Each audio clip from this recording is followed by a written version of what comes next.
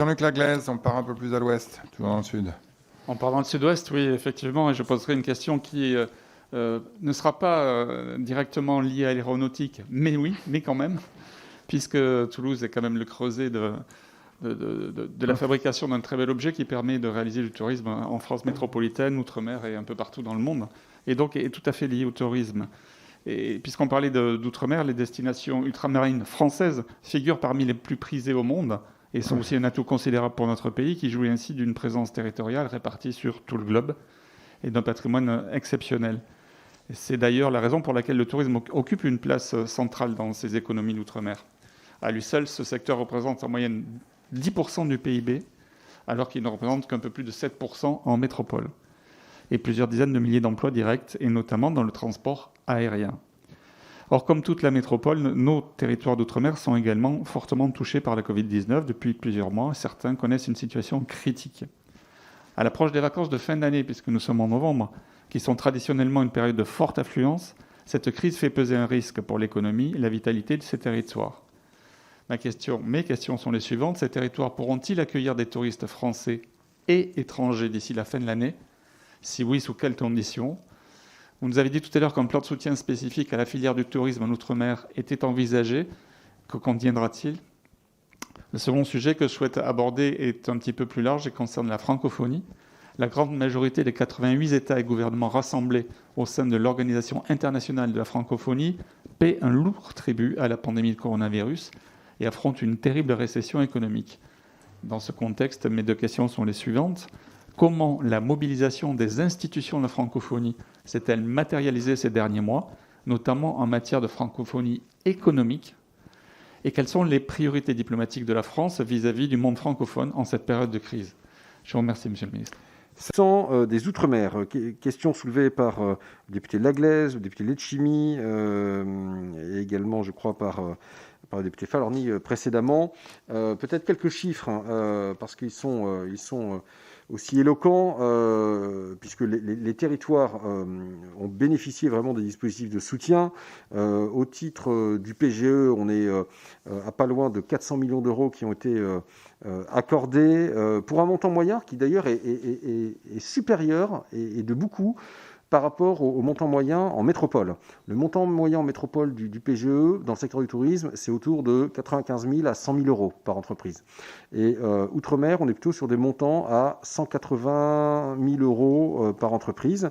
Donc c'est une petite spécificité. S'agissant donc les PGE outre-mer, représente environ 4% du total national dans les statistiques que nous avons. S'agissant du fonds de solidarité, le volet 1 du fonds de solidarité s'est monté à environ 35 millions d'euros pour 23 000 entreprises outre-mer. Si l'on ajoute au secteur hébergement et restauration celui des activités récréatives et culturelles, on monte à 45 millions d'euros. Et s'agissant du chômage partiel, on est sur pas loin de 100 000 salariés qui ont été pris en compte pour 8,7 millions d'heures chômées. Donc les dispositifs ont trouvé à s'appliquer, mais encore une fois, notre souhait c'est d'aller plus loin, et c'est pourquoi maintenant on a récupéré les projets de feuilles de route élaborés dans les différents territoires, parce que là aussi la situation est très différente d'un bassin à l'autre, Polynésie versus Océan Indien versus Antilles naturellement, Antilles-Guyane, et donc on sera amené, je pense, à avoir qu'on travaille sur des contrats qui soient vraiment avec chaque territoire, avec peut-être des ajustements qui ne seront pas identiques de l'un à l'autre au regard des spécificités. S'agissant de la francophonie, puisque c'était l'autre question de Jean-Luc Laglaise, la francophonie, elle s'est mobilisée pendant cette période de Covid. Il y a eu la mise en place d'ailleurs d'une plateforme collaborative qui s'appelait Solidarité Covid-19, qui était l'occasion de faire connaître les projets un peu innovants. Il y a près de 200 projets qui ont été mis en ligne sur cette plateforme. Donc là, je parle d'une action de l'OIF, l'Organisation internationale de la francophonie. Par exemple, comment arriver à fabriquer des respirateurs. Voilà, il y avait des techniques qui étaient mises en place, etc. Donc, c'était une plateforme de partage qui a bien fonctionné. Elle a tellement bien fonctionné que l'OIF a décidé de la pérenniser. Il y a également tout un travail qui a été initié du coup sur la continuité pédagogique et avec un travail entre l'OIF, le ministère de l'Éducation français, d'autres ministères de l'Éducation pour avoir une déclinaison francophone de Ma classe à la maison, ce dispositif qui a été utilisé.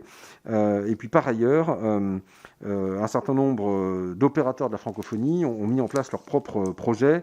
L'Agence universitaire de la francophonie a lancé un appel à projet international pour soutenir les initiatives d'étudiants et de jeunes chercheurs liés à la pandémie. L'Association internationale des maires francophones a mis en place un fonds d'urgence, justement en soutien à des villes. Et puis, puisque vous évoquez la francophonie économique, nous sommes justement dans un moment où la stratégie économique qui datait de 2014 est en train d'être actualisée. Elle va être discutée lors de la prochaine conférence ministérielle de la francophonie à la fin du mois. Et donc, naturellement, on sera très heureux de pouvoir partager ça avec vous. L'idée, c'est de pouvoir recentrer l'activité de l'OIF sur ces actions à forte valeur ajoutée en matière d'économie. C'est un secteur sur lequel il y a encore beaucoup à faire, je trouve, la francophonie économique, et on est en deçà du potentiel, pour tout dire, je trouve, par rapport à l'espace économique que représente l'ensemble des pays membres de l'organisation.